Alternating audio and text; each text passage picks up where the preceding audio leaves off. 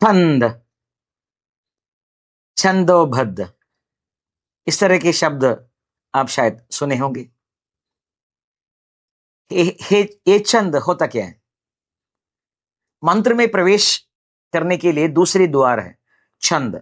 मंत्र को जानने के लिए छंद की ज्ञान अवश्य है। यदक्षर परिमाणम तच्छंदः, एक प्रमाण है। अक्षरों की परिमाण को छंद कहते हैं।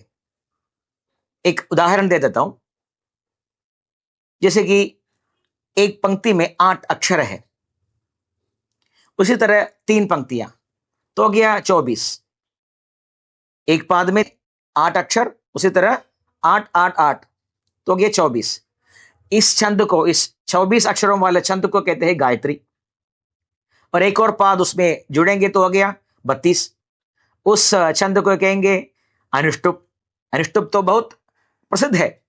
भगवत गीता, विष्णु सहस्र नाम, ललिता सहस्र नाम, ये सब रामायण, सब अनुष्टुप छंद में है, क्योंकि ज्यादा से ज्यादा, अधिक से अधिक पद्य वगैरह अनुष्टुप छंद में ही होते। तो ये छंद की ज्ञान अत्यंतापेक्षित है।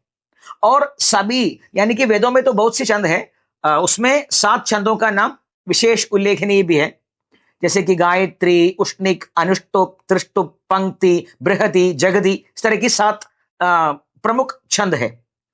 यानी कि 24 अक्षरों वाला गायत्री से लेकर 48 अक्षरों वाला जगदी पर्यंत 7, यानी कि सबसे मशहूर, यानी कि सबसे महत्व 7 छंद होते हैं। और इस छंदों को सूर्य के रश्मियों से भी संबंध है और 7 सुरों से भी संबंध है, यह अलग बात।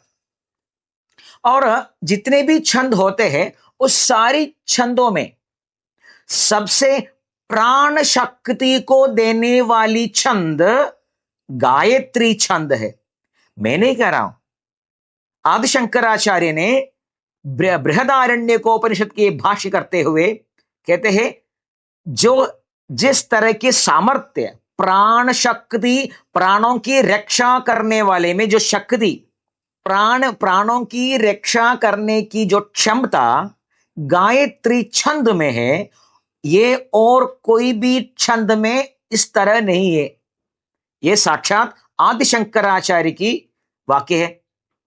तो गायत्री छंद वाला गायत्री मंत्र की जाप कोई करेंगे तो अभी थोड़ा विचार कीजिए, उसका फल क्या होगा, असर क्या होगा। इसलिए प्राणों को देने वाले, यानी कि गायन्तम त्रायते तस्य प्राणान् त्रायेता इति गायत्री, जो गान करने वालों की प्राणों की रक्षा करने वाली गायत्री है, इसलिए उसको गायत्री कहती है। तो छंद की ज्ञान भी उपासना के लिए अत्यंत अपेक्षित है। सभी को प्रणाम।